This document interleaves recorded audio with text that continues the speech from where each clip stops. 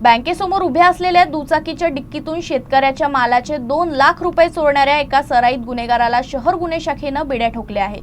मुख्य म्हणजे चोरीची रक्कम सुद्धा पोलिसांनी त्याच्याकडून जप्त केली। अमरावतीत बँकेसमोर उभ्या असलेल्या दुचाकीच्या डिक्कीतून 2 लाख रुपये लंपास करणाऱ्या सराईत चोरट्याला शहर गुन्हे शाखेनं अटक केली। विशेष म्हणजे चोरीची संपूर्ण किंमत पोलिसांना आरोपीकडून जप्त करण्यात यश मिळालं। शंतनू गजानन पटोळे असं अटक करण्यात आलेल्या आरोपीचं नाव असून त्याच्याकडून चोरीतील रोकडसह गुन्ह्यात वापरलेली बुलेट, दुचाकी आणि मोबाईल असा एकूण सुमारे 4,45,000 रुपयांचा मुद्देमाल जप्त करण्यात आला आहे। अंजनगाव सुरजी येथील शेतकऱ्यांचा कांदा विक्रीतून मिळालेली 2 लाखांची रक्कम बँकेत जमा करण्यासाठी आणली असताना आरोपीनं संधी साधून डिक्की फोडून ही रक्कम चोरी केली होती। या प्रकरणाचा तपास करताना पोलिसांनी सीसीटीव्ही फुटेज आणि तांत्रिक माहितीच्या आधारे आरोपीचा माग काढत 31 मार्चला त्याला अटक केली। तपासादरम्यान त्याच्याकडून आणखी 4 गुन्ह्याची उकल करण्यातही पोलिसांना यश आलं आहे। ही कारवाई गुन्हे शाखेचे PI संदीप चव्हाण आणि त्यांच्या पथकानं केली आहे।